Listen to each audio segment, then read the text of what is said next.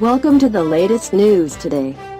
Choi number sign in throwing at G89 thanks 6 Nom 2018 at 615 Ti 3.678 cubic and Sach NH mild density TPHVBM TKDQ USOKI MTSB FIMTR NG lutetium NG S key N chin C UFC 225 Ho and Rayla MT cubic C Chi M Tuesday ETVI and Hobio DCHH NG Trunk Robert Whittaker the agent do CMTQE Yoel Romero BLTR NG lutetium NG 02 pound VADA PHIMT 30 PH and Tram VI Seaman Tuesday DNA Cheen NG AEC SOKI CTGIMTR NG lutetium NG Tan BO and the NKI MDU Dunk CM NDA NRTNH IUNH T Whittaker and Hong SCM NH TH VASCNC Trong M Mitrid NGHP Romero Kong DH Jin Du C Dun Hai Trong BDKKCHBN NATO BNG Cash Ken NG Trin 185 pounds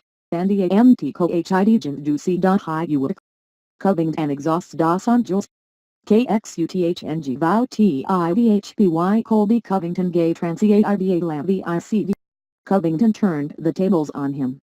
From the opening round, Covington came straight forward and never gave RDA a chance to breathe. But after the bout, Covington predictably called out the official welterweight champion, Tyrone Woodley. The match analysis is just beneath the results table and reads in chronological order. IGE Mall Santiago. Then IGE didn't care much about Mike Santiago performing in front of his fans in his home state. IGE wasted no time pressuring Santiago, taking him down and pounding on his opponent's head until the fight was stopped. The former Dana White's Tuesday night contender standout needed just 50 seconds to get the finish. It was an excellent rebound from a loss to Julio Arce in his first attempt at a win after shining on the Impress to get a contract show that will be returning for its second season this week. Santiago has now lost all 3 of his UFC bouts, and this was the second defeat by way of stoppage. Oliveira subdues Guidi early in the first round. Charles Oliveira showed his superiority as a striker. The loss ended the 2-fight win streak for Guida and handed him a defeat in front of his hometown crowd. Oliveira bounced back from a TKO loss at the hands of Paul Fell during his last fight to reposition himself for more opportunities in the future. Pettis outscraps Benavidez. Sergio Pettis spoiled Joseph Benavidez's return to the octagon.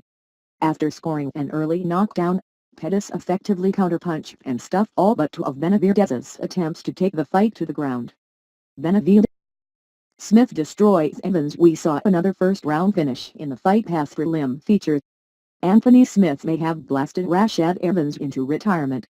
Smith manhandled Evans on the cage and then landed this devastating knee that resulted in a knockout. It's tough to watch Evans or any athlete destroyed like this after being such a great competitor. Smith has been around for a while, but he seems to have hit his stride as of late. He moved up to light heavyweight where he looks bigger, stronger and more prepared to compete at a high level.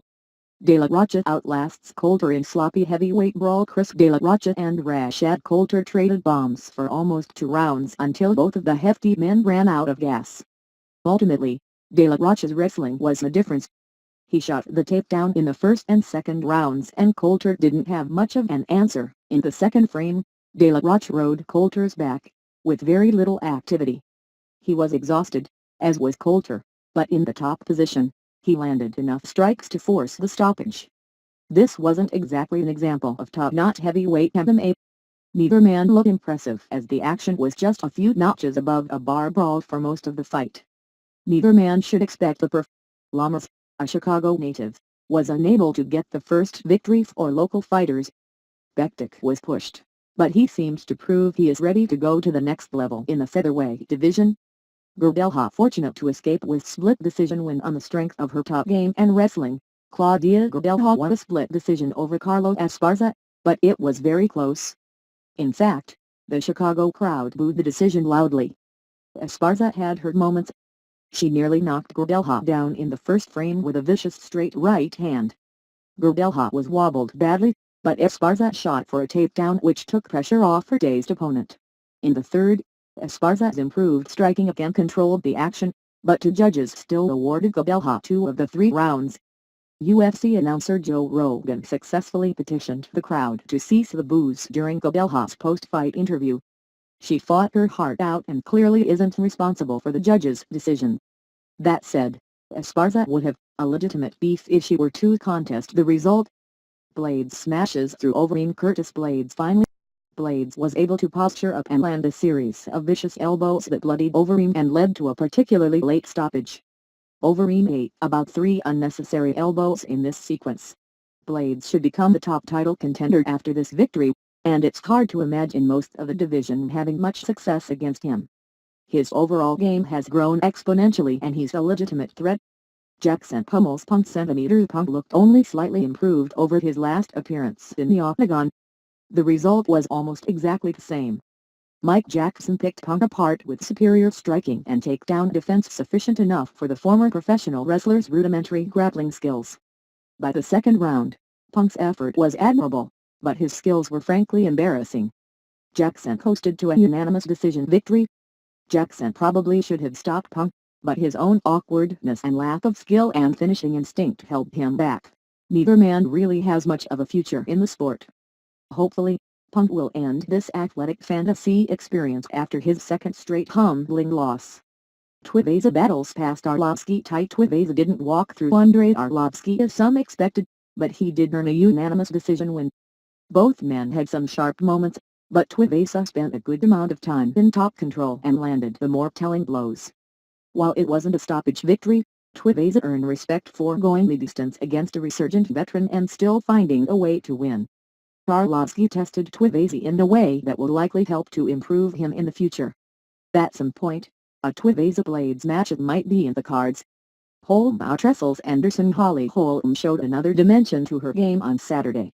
No one has ever described her as a grappler, but she transformed herself into one en route to a dominant unanimous decision win over Megan Anderson. Holm took Anderson down repeatedly. She maintained top control and delivered damage from top position to win every round. In fact, Holm registered a 10-8 round on 2 of the judges' scorecards. It's a little strange Holm was able to get the 2-point nod in her fight, but Romero was not despite pushing his opponent to the edge of a stoppage. In any case, this fight took place at featherweight, but after the bout, Holm expressed an interest in trying to regain the bantamweight title. At 36 years old, she proved she still has the wrestling skill to be a threat in multiple divisions. Thank you for watching our video. Click the subscribe button to view our latest news.